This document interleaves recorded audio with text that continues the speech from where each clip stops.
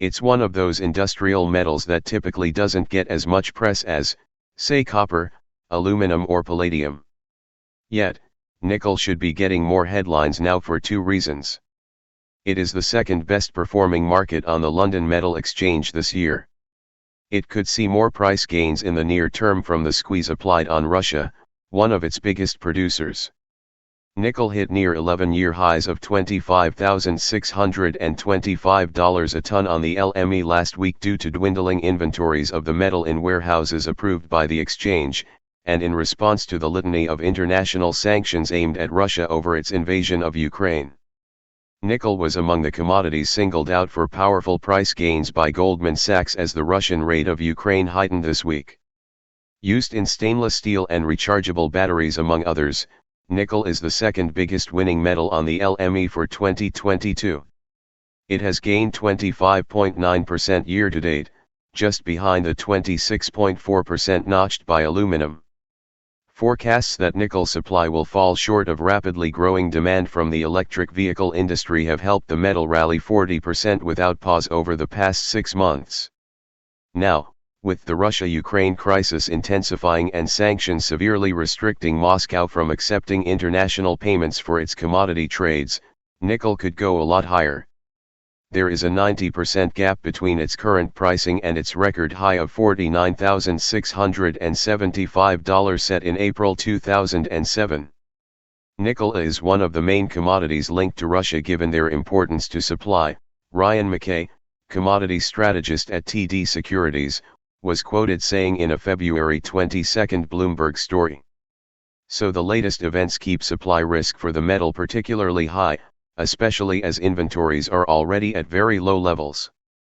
Nickel inventories on the LME have fallen to the lowest since 2019 with a steep backwardation when cash prices are much higher than futures pointing to very tight fundamentals, Bloomberg noted. The annual amount of nickel mined in Russia was estimated at 250,000 metric tons in 2021, marking a decrease compared to the previous year, according to data by Statista. Between 2017 and 2018, nickel production across Russia increased by nearly 60,000 metric tons. With 7.5 million metric tons of nickel reserves, Russia was the fourth richest country in that metal. Furthermore, Russia is the third largest producer of nickel from mines, following Indonesia and the Philippines. In 2020, the value of nickel and nickel products exported from Russia was the highest worldwide at approximately $3 billion. Canada and the United States rank second and third, respectively. The largest nickel-producing company in Russia is Nornickel, also known as Norilsk Nickel. It produced approximately 172,400 metric tons of nickel in 2020. Nornickel owns nickel reserves on the Taymyr Peninsula in Siberia and the Kola Peninsula in northwest Russia. Furthermore, the company has a nickel refinery plant in Finland and co-owns a nickel production site in South Africa.